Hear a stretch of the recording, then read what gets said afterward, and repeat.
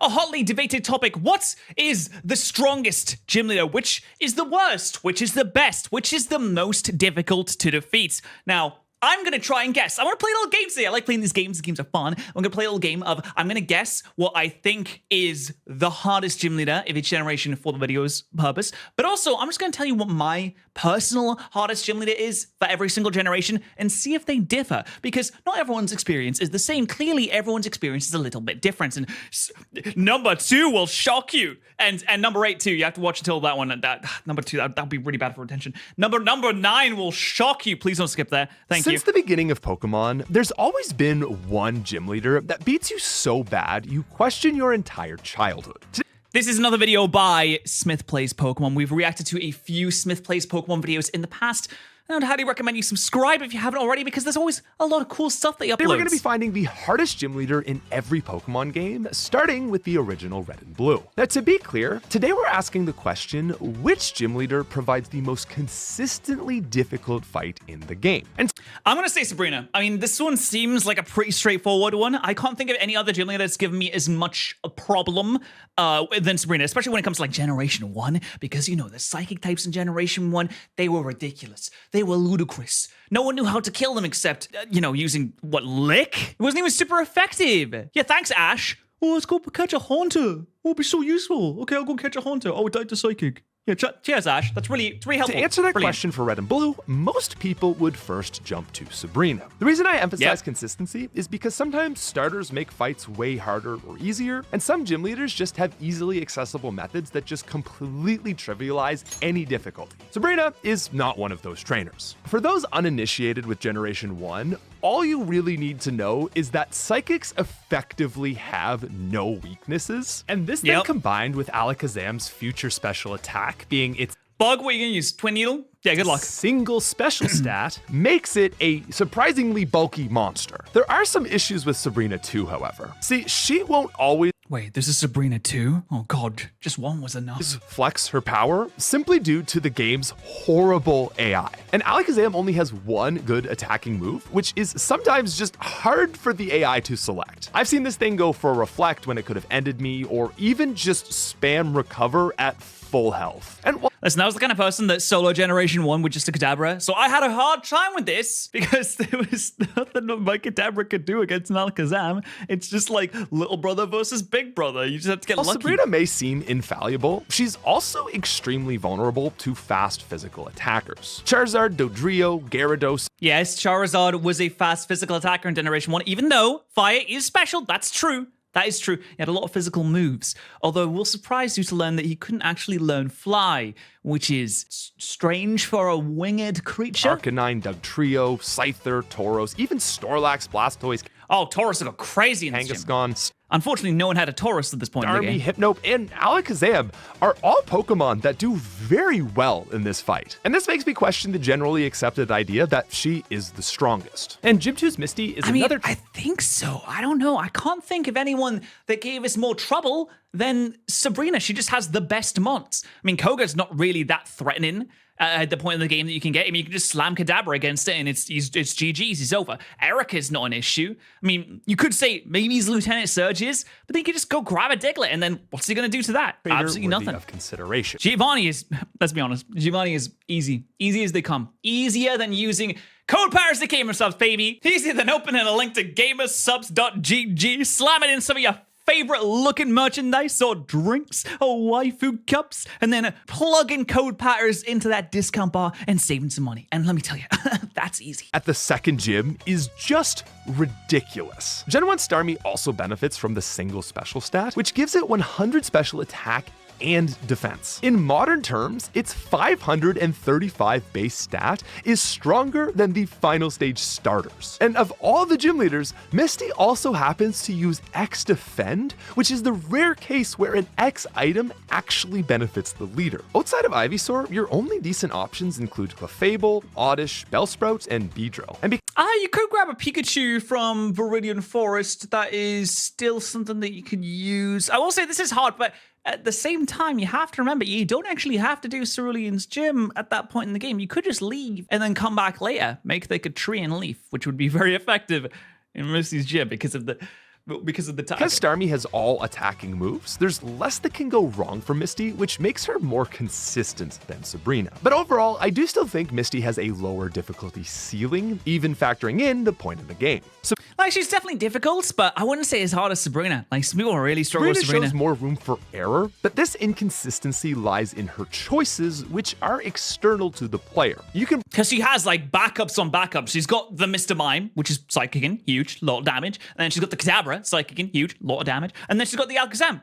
And wouldn't you guess, Psychicking, huge, lot of damage. Bring the perfect team to Sabrina, and sure, it might go in your favor, but it's just as likely that she spams Psybeam and lands multiple 1 in 5 chance crits. Sabrina just has way higher potential, and no matter how the fight actually goes, you have to prepare for the worst. And so with all that said, I just hope that this can add something new to what is an over 25-year-old conversation. If you guys enjoy these everyday videos, please subscribe. I do. But regardless, Sabrina is the hardest trainer in Red and Blue. Now in Pokemon Yellow, Pikachu makes Brock... Oh no, Yellow is so much different though. Okay, in Yellow, for some reason, they were like, what if we took all the levels and then made them a billion times stronger? I think Sabrina and Koga get a lot stronger. I remember I struggled with Koga a lot because he had seemed to have like incredible levels for no reason at all. But then Sabrina in Yellow is, if I remember correctly, even worse, even harder to take on than in Red and Blue. So, I don't know, we'll see. I would assume that Sabrina is still the hardest one to take on in these games as well. He forces you to catch another Pokemon, but since Onix you can just grab Mankey, it's fine. Has extremely high defense, two of the game's best options, Mankey and Nidoran, their fighting moves don't overwhelm him quite like the Red and Blue starters. I mean, Mankey starts with low kick though, doesn't it? I feel like it does just kind of rinse it. Is a serious fight, but certainly not the hardest. I've definitely spammed Quick Attack enough times to beat Brock, at least like a couple of playthroughs of Yellow. Of course, Pikachu does give you a slight advantage over Misty. Pikachu isn't even strong, but having a free electric type to... Damn, you didn't have to go up to Pikachu's neck like that. Jesus Christ, Phil. I think he's a rat. He's just a rat. What can you do? Get a Thunder Wave on Starmie can often be enough to guarantee a win. You can also pick up a free gift Bulbasaur and Cerulean for even more consistency. So basically, Misty stays the same, but you get more tools to make the fight easier. And while Sabrina may lose 2 Pokemon, in Yellow, she only gets stronger. Oh yeah, because she uses Abracadabra and Alakazam. That's so funny she does that. Look at that, yeah. Level 50. That's ludicrous. Let's be real, that's ludicrous. Start with the Abra, lower your accuracy, go into Kadabra, start spamming Psychics. And Kadabra both become level 50, despite the game's gym order and level curve being the exact same. And this makes it very realistic to be fighting Sabrina at a 15 level deficit. Which is who made this? Who's programming this? And Come so on, let's be real. real. Such a big gap, her Alakazam is just so strong that the likelihood of taking it out Who's got a Scyther at this point in the game? quick becomes 0. And taking this match Level 7 Ivysaur, what happened? past 2 turns only does everything to benefit Alakazam. With stats that outweigh the player, Why is Pikachu a level reflect 19? into a heal is very devastating, but then it also now has Psychic, which again has over a 1 in 5 chance of crit. Oh, it only had Psybeam in Generation 1. That's so funny. Because of Alakazam and crit being based off of high speed. And now with Psychic, she has a 30% chance to drop your special. I find with Sabrina, this higher level doesn't make her linearly stronger, but actually like exponentially harder. Sabrina is without a doubt the hardest fight in 100%. Yellow. Oh, we're going into Generation 2 now. All right, well, a lot of people will say Whitney. Honestly, I never had trouble with Whitney. I really didn't. I can't remember a time in my history in which I had trouble with Whitney, apart from I'm having a flashback to one particular fight where I used a Bayleaf, and for some reason I had accidentally turned off the battle animations, and I was really annoyed about the fact that I didn't have battle animations, and I didn't know how to turn it back on. But anyway, I would lose to Whitney over and over again with a stupid freaking Bayleaf, although I love Bayleaf. I think Bayleaf is great, but I kept losing. But, I mean, listen, if I can find the trade where you trade a Drowsy for a Machamp or a Machoke early enough in the game to use it, if I can do that as a 5-year-old, and I was lowest, bottom 90% 5-year-old IQs. I think I'm still down there, actually. If I can do that, then surely most people can do that. It's Morty that was the issue. Morty always gave me problems. I always thought that he was the hardest. I don't know, people might disagree, but Gengar with Confusion and Hypnosis and Shadow Ball and Old Ghost type, still that nonsense, that always gave me the biggest issues. That's who I think is the hardest gym leader in this game. You can't talk Generation 2 without first looking at the 2-team terror that is Whitney. More than any trainer in maybe all of Pokemon, Whitney's Miltank is the embodiment of our childhood trauma over losing at Pokemon. I mean, yeah, also if you use a Quilava, you start with Quilava, Don't even think It's a about single it. stage Pokemon at the 3rd gym that outweighs you in stats. It's got Stomp as the flinching stab move. It has Milk Drink to heal, Attract to make all your male Pokemon, probably your starter, miss half of the time. And of course, there's its dreaded Rollout, which works up to 480 power by the 5th hit. Whitney is a true terror to the inexperienced Pokemon player. I don't know, man. Just get him a chop. That alone doesn't make her the hardest. And that's because the game actually hands you a lot of easy ways to beat her. Oh, Geodude Onyx, yeah, and of course. especially Onyx, the game's first available trade, are both guaranteed Miltank wins. Minarina with Double Kick is just as effective. And let's also not forget that in Goldenrod, there is a guaranteed free traded Oh, it's there. It's in the department shop. I thought it was in like the basement area. But you just get him a chop and he just handles it. chop that can basically Oh, it's female as well. Can't get attracted. There's the Dig TM available, which completely neutralizes her rollout just north in National Park. You can use Bugsy's TM Fury Cutter to set up on Clefairy, or Faulkner's Mudslap to just accuracy drop Miltank. They I've never seen someone actually use Rage before. even give you the rollout TM on the route directly north of her gym. The issue with Whitney isn't that she has no counters. Her difficulty comes from the fact that it's the first time where you really need specific ones. And Whitney is notorious for new trainers because they go into the fight with an average team that has no real strategy. And so with this, Well, it's the gym leader that makes you think for the first time. And honestly, after that, there really aren't that many gym leaders that make you think a whole lot. You can kind of just roll up and just do. You can roll up and roll out. You know what I mean? I'm left to question whether she is the hardest in the game, especially when Claire exists. Gen 2's 8th gym leader Claire leads her team with 3 seemingly non-threatening Dragonair. With low stats, 1 Dragonair on its own is no problem. But all knowing Thunderwave, these things act as an amazing roadblock to cripple your Pokemon before the real fight begins. They also have great coverage, which is I like how we've prevented the spoilers. Yeah, I understand it's to illustrate what the coverage on the Dragonair is, but the fact that's like, oh, no spoilers on what the last one's gonna be. What could it be? I don't know. Super tricky because sometimes you won't actually know which one she sends out. All of this simply serves to She's basically Baby Lance, because Lance does the exact same trip thing. you up before the actual problem. Claire's Kingdra is, in my opinion, the true terror of Johto. And the first issue that people often forget about is the ridiculous level gap. Gen 2's level curve flatlines from gyms 5 to 7, and so as your team's been struggling along for XP, you usually enter this fight 10 levels below Kingdra. No, 10?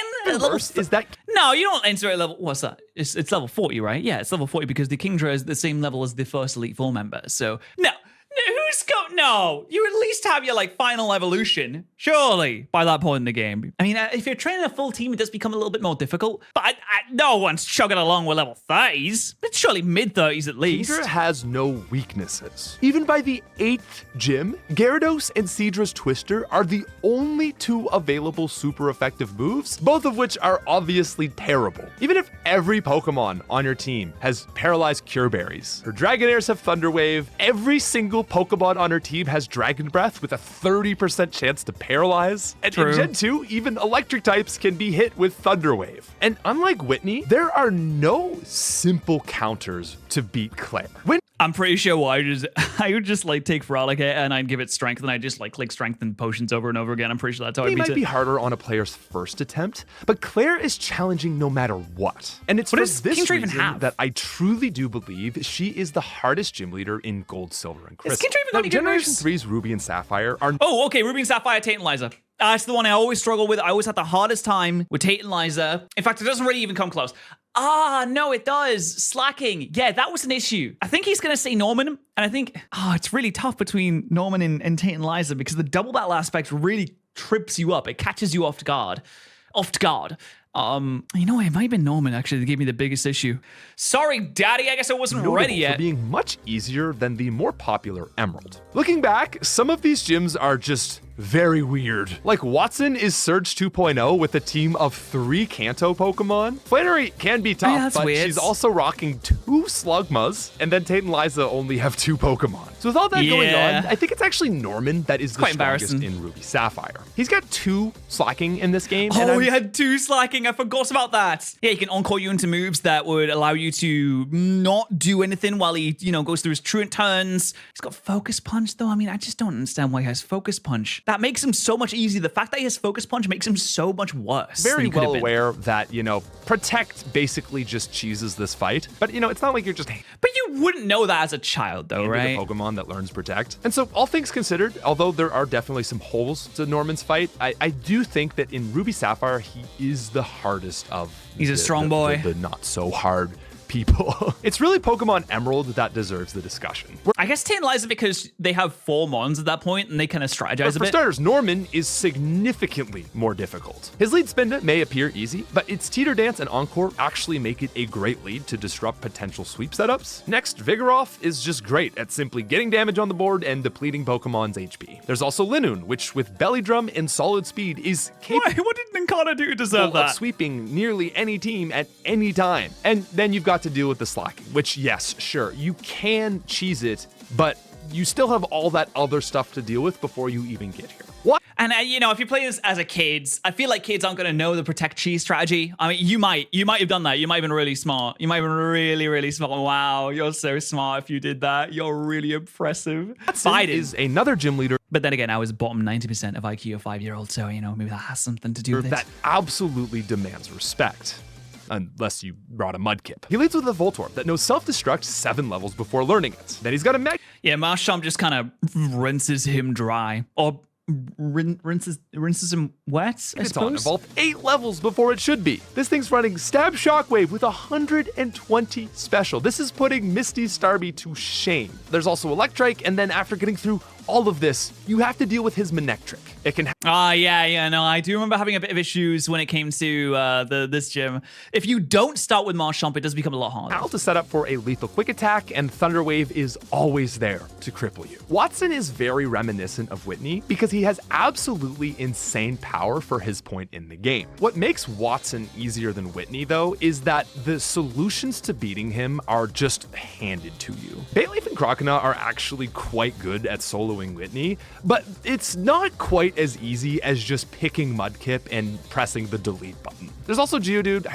otherwise known as Mudshots. Hariyama, Breloom. So Watson is either an incredibly difficult or incredibly easy fight. And Flannery is another one worth noting. If she sets up the sun, even Pokemon that resist fire type will get one-shot by overheat. Her Torkoal also... And then she has the herb to get rid of the stat debuff so she can just do it again. And she has, for some reason, her Torkoal has Attract.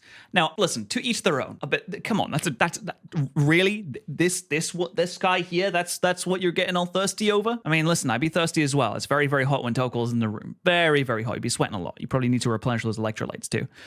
But still, I mean, come on. I love Torkoal. I loved HeartGold. I think he's great. So has Attract and the White Herb to make things even more complicated. There's also Winona, whose whole team may not be super tough, but her Altaria alone is enough to sweep. If this thing manages to get just 2 Dragon Dances in, you lose. And actually, on that note, even Brawly can pull a sweep if he manages to set up both. I don't remember having some issues with Brawly in the past. Without Tate and Liza, probably the most well-designed fight in the game. There are so many factors that contribute to making this fight difficult. You've got Earthquake spam for Claydol, which only hits your side of the field. There's Calm Mind setup, Fear from 2 of her Pokemon, Hypnosis from Lunatone, Sunny Day Solar Beam to catch Surf spam. Oh man, there's a lot going on here. You got the Sunny Day with the Solar Beam. You got the Flamethrower combination there as well. You've got Hypnosis to shut down your sweepers. You've got Light Screen to protect the team as well. So the Soul Rock turns onto the offense and the Lunatone turns into the defense. And then they can also set up Calm Mind so we can become more defensive. We have the Confuse Ray. Oh, look at this. So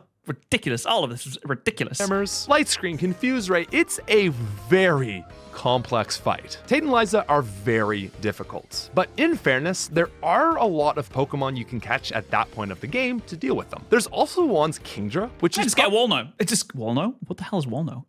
Just get Walno. Just spam Surf. I swear, if you spam Surf, you're good. Probably the single most threatening Pokemon in the Gym League, but given how simple it could be, I don't know. I mean, honestly, like Kingdra's not that threatening. if you look at the moves, you got Water Pulse, Rest. Sure, Resto, Chesto, huge, great. But like the double team, it depends on how lucky you get or how unlucky you get. Because the rest of the team is just piss. I mean, just look at that, just piss. If you had a Wall Rain, then maybe we're changing the conversation a bit. Few setup strats on one of his 4 weaker Pokemon, I don't think he's consistent enough to deserve the title. Guys, I love Emerald. I could gush about how great these gym leaders are all day. The top is between Watson, Norman, and the twins. Watson is by far the most unfair fight, but his counters are just so strong and mindless that he is not a consistently difficult fight. Norman is insane, but I think he suffers from dig and protect strats, cheesing him also quite a bit. But even more so than Norman, there is really no time where I go into a Tate and Liza fight feeling certain. Yes. Yeah, I always feel a little bit uneven, especially with the fact that with double battles, you can have Pokemon doubling into you, is just nasty. So you can make a team that destroys Tate and Liza, but the sheer amount of planning that this takes only furthers their case. A winning Tate and Liza strategy just involves a lot more moving parts. Every gym leader in Emerald can be difficult, but Tate and Liza's fight is the most consistently demanding, and for that, I think the only gym leader that he didn't bring up in this whole situation was Roxanne. He didn't even say the word Roxanne, not even a single time. He said every other gym leader's names. It went through all of them apart from Roxanne. I mean, she's a child. For that reason, they are the hardest gym leader in Pokemon Emerald. Now, in FireRed and LeafGreen, we got to FireRed LeafGreen. Okay, well, in FireRed LeafGreen, I feel like it's still kind of Sabrina a bit, even though there are a lot more counters for Psychic types. Or maybe it's Blaine. Maybe it's Blaine because there's like Fire Blast that's really strong. But there's so many water types at that point in the game. Sure, you can use Sunny Day, but I mean that's temporary and still not super effective, right? Even the Brock is a lot easier because even if you choose a Charmander, you get Metal Claw at that point. So power of Psychic types decreases while the game. I would say, I mean, for me personally, I think Sabrina's still the toughest gym leader. I mean, Giovanni's just pissed. Don't worry about Giovanni. Just use Surf. You're absolutely fine, mate. Don't worry about it. Blaine, it might be Blaine. But top 2, Sabrina and Blaine. I don't even count Koga here. Koga doesn't count. AI finally surpasses a negative brain cell count. These changes result in what is a ridiculously strong Misty. No longer can you lean on lucky AI decisions to Chico. Really? When Misty Star you and Star me. Oh, well, I mean, it has Rapid Spin. Oh, it has Recover? Ew, gross. Disgusting. I don't like the look of that at all. You also now have Water Pulse, which has a 20% chance to confuse the target. She also swaps Tackle for Swift so that you can't use Sand Cheese. Sand Cheese, you probably don't want to eat that. Well, I mean, to be fair, you can. You can still use Sand Cheese. You could use a lot of Sand Cheese because Swift is not doing much damage. It's really not. And if all that wasn't bad enough, Starmie now has Recover. So you can't even expect to reliably whittle down its HP with a big team. FireRed and LeafGreen are known for being easy games, but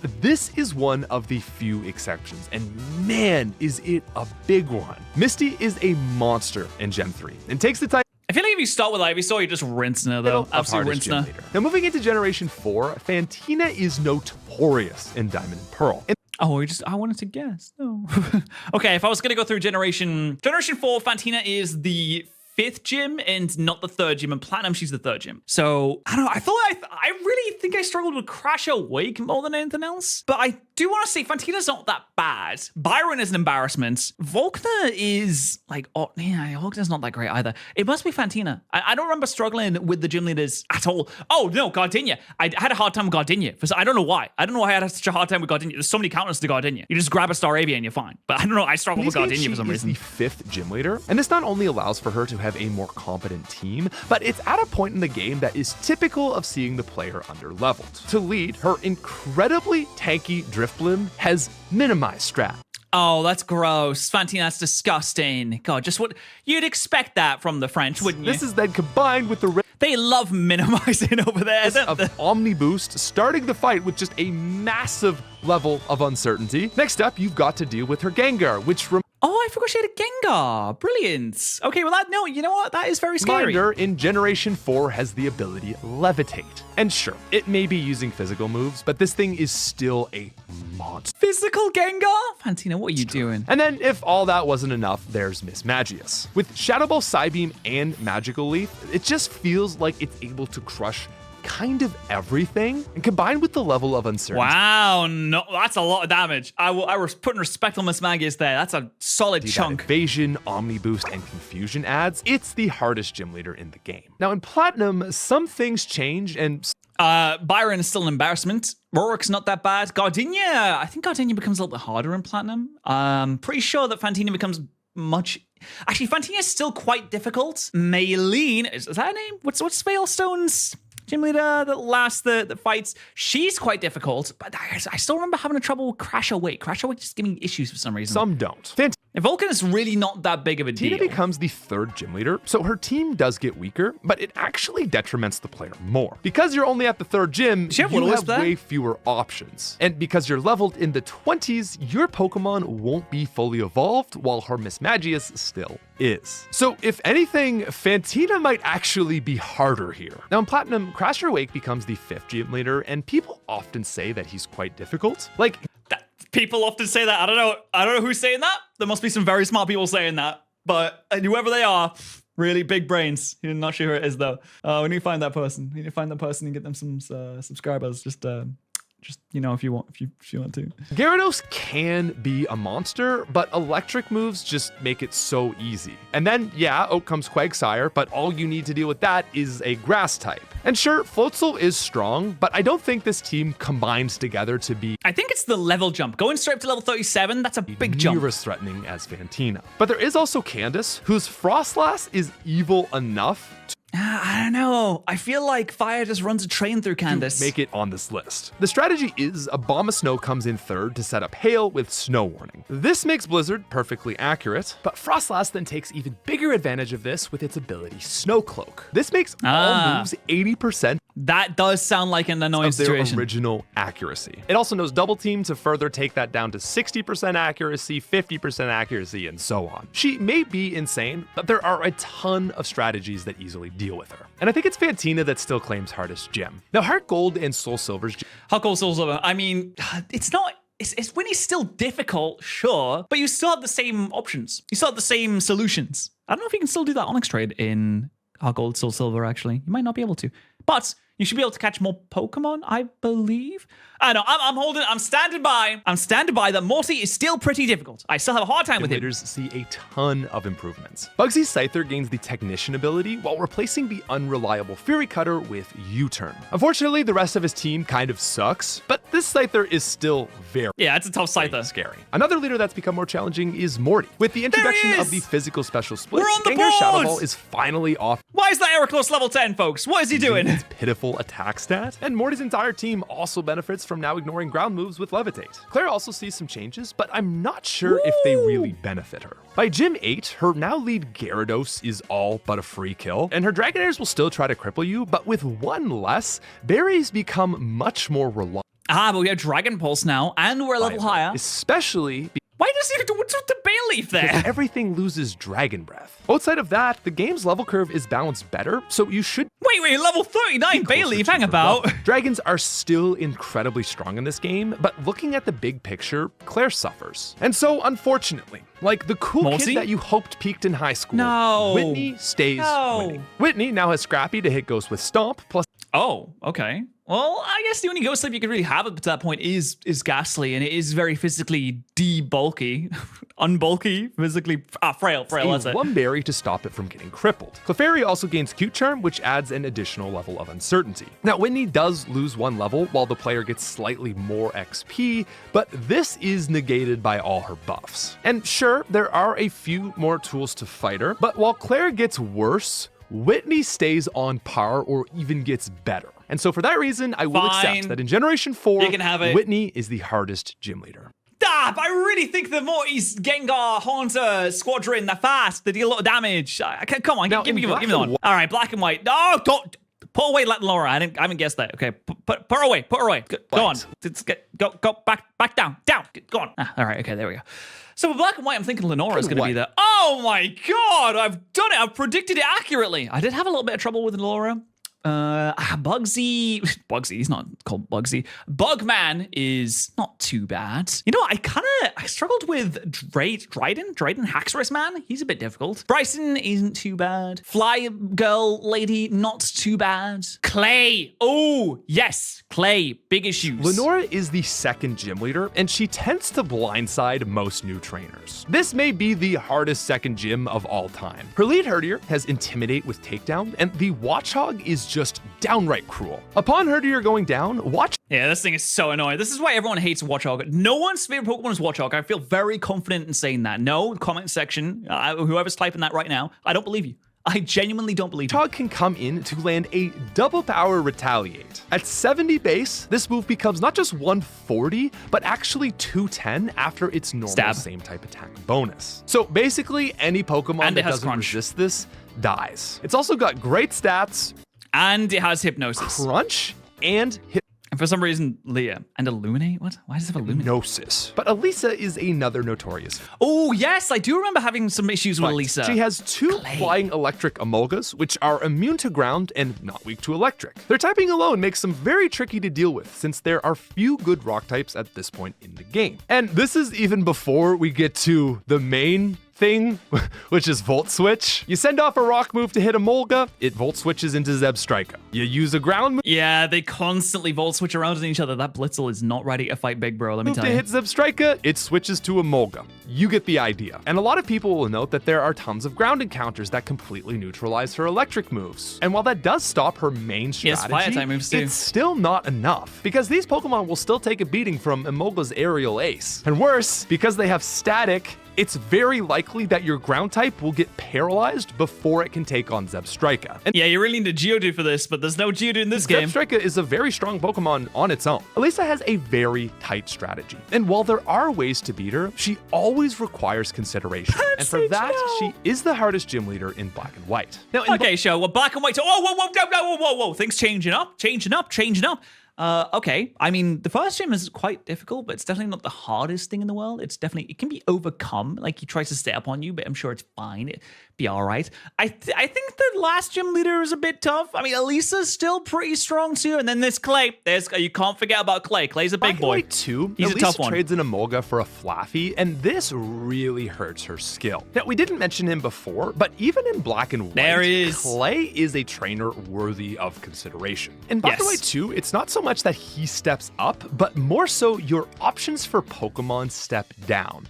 It's just, I just don't understand why he doesn't run Sandstorm, because he has 2 sand abilities. Why would you not run Sandstorm? Also, Lenora leaves and Elisa gets worse. Now, Cleve's team in 2 is weaker, but outside of the starter, there aren't a ton of options to deal with him. So overall, I kind of think Black and White 2's gym leaders struggle. And a lot of that is simply because you're comparing them to their stronger selves in Black and White. And this leads me to question whether the hardest gym leader is actually Charon. He may be the first. I was thinking about Charon. Setup strategies this early in the game are actually quite strong. Like, it's impressive how capable a first gym leader is of being able to sweep the player. And while I mean, you can have a Riolu at this point in the game, but like, Riolu's not going to do much. It's literally a baby. Say this with uncertainty myself. I think Charon gets title of hardest gym leader. Now, Black and White 2 is still not an easy game, but its follow-up title, X and Y.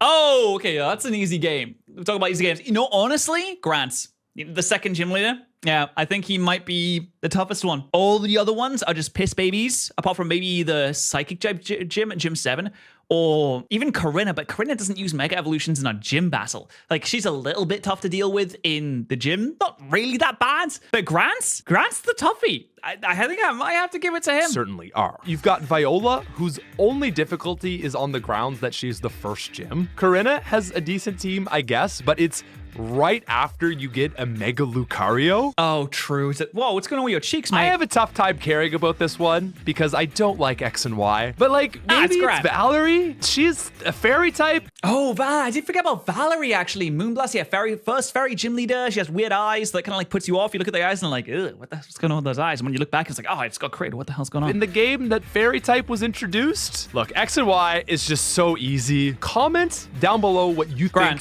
is the hardest gym leader. And I will choose the best comments and send you a free box of cookies on Amazon. Oh man, now we got ORAS. Brilliant. Ooh, ORAS. Okay, I mean, they do change up a little bit. No one uses Mega Evolutions in the gyms. Broly's not really that big of a deal. Obviously, Roxanne is a non-starter, just doesn't even exist in the video game. Might as well just be a gym trainer. Watson does get a little stronger, if I remember correctly. Flannery's all right. I mean, it might be Dad again. Daddy? That's next. Is he back? Okay, let's try to get through this one like relatively serious. In Omega Ruby and Alpha Sapphire, mostly everything gets wrecked by the Lotties, which really limits us to gym leaders 1 through 5. With one Geodude and Nose Pass, Roxanne is a joke. Brawly can threaten the player with Bulk Up, but he loses 2 levels. Like, I'm sorry, why did we choose to coddle these children? Now, next, Watson tries to be Elisa with Volt Switch strategies, but every member of his team gets wrecked by ground. And while Flannery's Torkoal is threatening, That's like the movesets here are really good. You got Amnesia with Simple, which is pretty solid. You got Sunny Day, which will help boost up the Torkoal later on. For some reason, the Torkoal has Curse. I don't understand that whatsoever. Doesn't have the White Herb, unfortunately, so it just gets weaker. Slugma and Numel just aren't it. And so by simple process of elimination, I think it once again goes to Norman. Now, in Pokemon Sun and Moon, Oh, Sun and Moon. Oh, I guess we have the trials, right? I mean, we still have the trials, don't we? The hardest... Oh, wait! Lurantis! Oh my god, that was a hard trial. God, I remember. I'm having flashbacks now like it's Vietnam. Lurantis was a tough one. Gym leader fights are more closely represented by the totems rather than the kahunas. And it's a much interesting question with because the kahunas are just pretty easy, let's be honest. Totems because they're just harder. In Sun and Moon, the Mimikyu fight is one that's extremely tricky. It's a hard-hitting Pokemon to begin with, but also gets a free hit on the player. And the fight is also made really difficult by the fact that it's only weak to Ghost and Steel types, both of which are quite difficult to come by. But let's obviously not forget about Lurantis. To begin, it's Aura. There you go, Clown Trousers. +2 speed, while it has a Power Herb to first turn fire off a single turn Solar Blade. It can also call an ally Castform to who will then set up Sunny Day so we can Solar Blade again. Set the sun for it. Solar Blade becomes 1 turn, while Synthesis then heals 2/3 health. X-Scissor hits super hard, and if all that wasn't scary enough, its Leaf Guard prevents all status conditions when sun is up, so you likely can't even cripple it. Lurantis is similarly insane in Ultra Sun and Moon. Here, Lurantis was, I was dreading coming back to Lurantis. I swear to God I was. I mean, Kamau is also like kind of difficult. Oh, no, the Wishy-Washy. Is it Wishy-Washy? I think there's a Wishy-Washy fight. It's either Wishy-Washy or the Bubble Araquanid. Those ones are pretty tough too. The ally Trumbeak is replaced with Comfy, which also knows Sunny Day, only making the fight harder. Lurantis is the hardest totem in the Alola game. You just have to burst it down. You get as much damage on the Lurantis as quickly as you possibly can. Like in the if you can knock out in 2 turns. I'm sorry, this is a really bad pause frame. And that one's a bit better. If you can knock it down in a couple turns, you have like some really strong fire type move or a really strong flying type move, then you're solid. But if the longer the fight goes on, the less likely you are to win. Arguably one of the hardest fights in the Pokemon franchise. Okay, we're going to Sword and Shield. If we go to Sword and Shield, I'm saying that, what's his name? Mr. Facebook, Mr. Taking Selfies, the Dragon type gym, or the Weather gym, or the Double Battle gym. That's a tough one. That's the hardest one. Eevee and Pikachu. Oh god, I forgot about these games. Are another set. I got jump scared by Let's Go Pikachu. Extremely easy games. So it's no wonder that there isn't much competition here. Koga actually sees a notable improvement with Protect Toxic strategies, but it's not quite enough to claim the crown because Sabrina... One thing I do like about these games is they do actually have strategies. I like how there's trainer classes specifically built to do different things. Like there's a Gambler trainer class that only uses Oko moves, and I think it's really funny. Brings such a competent team here. She's got solid type diversity with Jinx and Slowbro, good stats. Yeah, Alakazam only has Psychic and Nightshade, but it doesn't matter. What? He only has Psychic and Nightshade? I didn't even know you could learn Nightshade. Sabrina returns to her pedestal as hardest gym leader in Let's Go Eevee Pikachu. No. Yeah, I know. I think that's fair. We're talking Sword and Shield. We should probably talk Rayhan. This Yes, that's the one. That's what I was saying. Is Yes, a double absolutely. battle, which makes it instantly harder because the player's team isn't optimized for this format. He leads a Gigalith with Sandstream, which sets up Sandstorm, giving it an additional 50% special defense. Flygon is the paired lead. It has Thunder Punch to deal with water types and Steel Wing to handle Fairy and Ice. His Yeah, and then all of his Pokemon are immune to the chip damage from Sandstorm too. Anaconda can also activate Sandstorm with Sandspit. And lastly, of course, his Duraludon is just an absolute monster. Like, Yeah, to it's a give you an beast. idea of how crazy this fight is, we did a video where we simulated every single major trainer fighting each other, and this team was so good even in singles that it ranked higher than his Champion Cup team.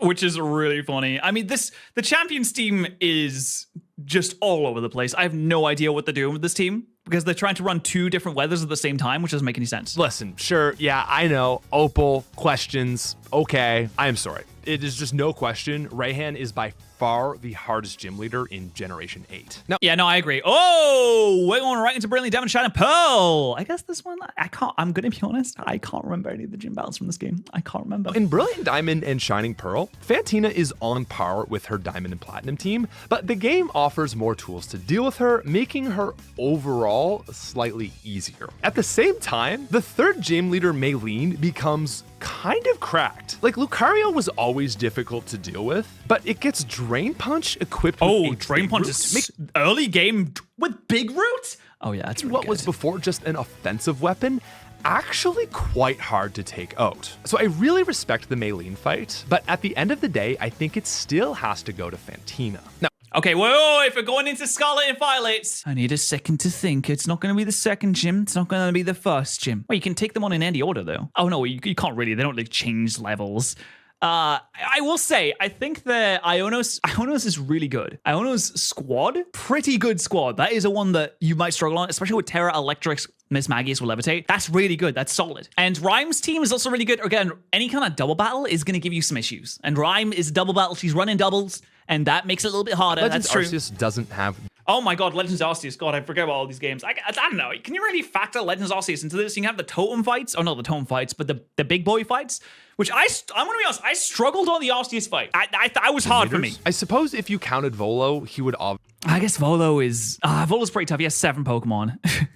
He has 7 Pokemon. He has a Giratina with 2 forms. obviously get the title, but you probably shouldn't. So I think most fairly, the title goes to Kamado. Is that fair either? I don't know. Legends Arceus is hard to deal with, so please just leave me alone. So let's move on to Generation 9 with Scarlet and Violet. Now, the Psychic leader Tulip is notably strong, and I actually think this has a lot to do with her secondary fairy typing. And while she has a pretty serious team, I don't think she's that consistently difficult. I would argue the Larry Gym fight is much harder. Facade Staraptor is definitely a machine, but of all the game's gym leaders, it is once again coming down to that damn mismatch. Yeah, there it is. A Watcher lead to counter ground types, followed by a defense-boosting Belly Bolt with Water Gun, and then an Intimidate Luxio. This is everything you have to get through to then finally deal with a Terra Electric Miss Magius, a final stage Pokemon with no weaknesses at the third gym. Ladies and gentlemen, it is for these reasons that Iono is the hardest gym fight in Scarlet and Violet. Thank you guys so much. Yeah, I thought so. That was a great video. Thank you so much, Smith. I hope that you enjoyed it. Please subscribe to Smith if you haven't already. And if you haven't, subscribe here as well. I'd really appreciate it. That'd be so sick.